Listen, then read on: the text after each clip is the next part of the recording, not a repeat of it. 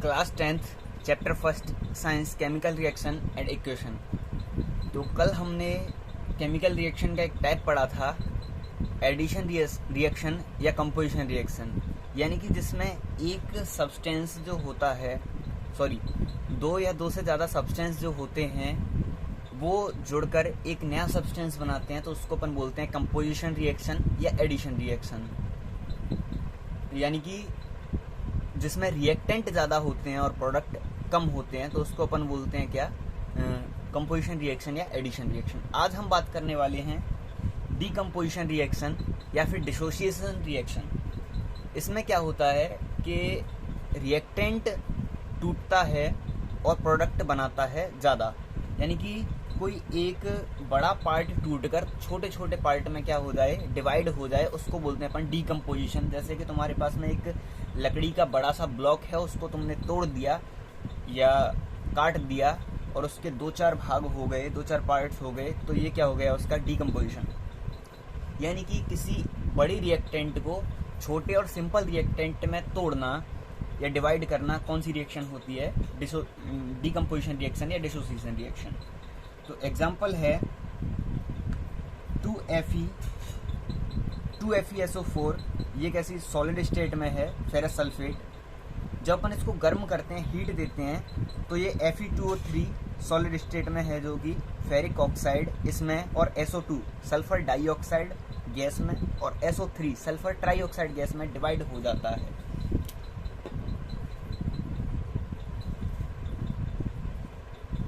Fe2SO4 को जब अपन heat देते हैं तो ये Fe2O3 plus SO2 plus SO3, इसके साइड में सॉलिड लिख देंगे, ये सॉलिड स्टेट में है, इसके साइड में सॉलिड लिख देंगे, ये भी सॉलिड स्टेट में है, इसके साइड में गैस लिख देंगे, ये गैसीय स्टेट में है, इसके साइड में भी गैस लिख देंगे, ये भी गैसीय स्टेट में है। और जो अपन ने बाहर का कैटेलिस्ट बोल लो या फिर कुछ भी बोल लो, जो लगाया है उसको अपन एरो के ऊपर लिखते हैं। ये मैंने पहले ही बताया था कि जैसे टेम्परेचर का यूज़ हो रहा है या फिर प्रेशर का यूज़ हो रहा है या फिर कोई भी अदर कैटेलिस्ट डल रहा है जिसकी वजह से रिएक्शन कंप्लीट हो रही है, उसको एरो के ऊपर लिखते हैं। ठीक है, अगर एक और लग रहा है तो उसको एरो के नीचे लिख देंगे, अगर ऊपर जगह नहीं है तो फेरस सल्फेट को जब अपन हीट देते हैं, गर्म करते हैं, तो ये ferric oxide and sulphur dioxide and sulphur trioxide gases में क्या हो जाता है, डिवाइड हो जाता है।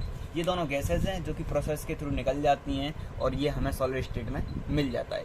ये डीकम्पोजिशन रिएक्शन हो गया फेरस सल्फेट का फेरिक ऑक्साइड में। एक और रिएक्शन है CaCO3 calcium carbonate. Calcium carbonate जो होता है, कैल्शियम कार्बोनेट सॉलिड स्टेट में होता है, जिसको अपन नॉर्मल लैंग्वेज में संगमरमर बोलते हैं ना, वो कैल्शियम कार्बोनेट होता है। तो जब कैल्शियम कार्बोनेट को अपन हीट देते हैं तो ये कैल्शियम ऑक्साइड CaO प्लस, ये मैं इधर लिख देता हूँ, CO2 गैस, इनमें क्या हो जाता है, डिवाइड हो जाता है। इसको बोलते हैं लाइमस्टोन और इसको बोलते हैं क्विकलाइम।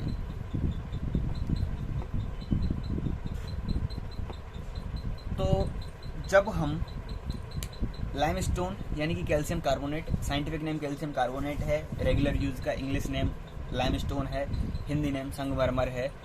जब अपन इसको गर्म करते हैं, हीट देते हैं, तो ये CaO कैल्शियम ऑक्साइड, जिसका लैंग्वेज नेम क्विकलाइम है और वैसे कैल्शियम ऑक्साइड बोलते हैं साइंटिफिक नेम, और CO2 गैस जो क्या हो जाती है, प्रोड्यूस हो जाती है, निकल जाती है। तो अपन लाइमस्टोन को गर्म करते हैं, हीट देते हैं, तो ये कैल्शियम ऑक्साइड और CO2 गैस में क्या हो जाता है, डिवाइड हो जाता है। इसकी डीकम्पोजिशन रिएक्शन ये है, या डिसोसिएशन रिएक्शन भी बोल सकते हैं। तो ये दो एग्जांपल हो गए डीकम्पोजिशन रिएक्शन या डिसोसिएशन रिएक्शन के। डेफिनेशन क्या होती है कि कोई एक रिएक्टेंट जब डिवाइड होकर दो या दो से ज़्यादा सिंपल प्रोडक्ट में क्या हो जाए, डिवाइड हो जाए, डिकम्पोज हो जाए, तो ऐसी रिएक्शन को अपन क्या बोलते हैं, डिकम्पोजिशन रिएक्शन या डिसोसिएशन रिएक्शन।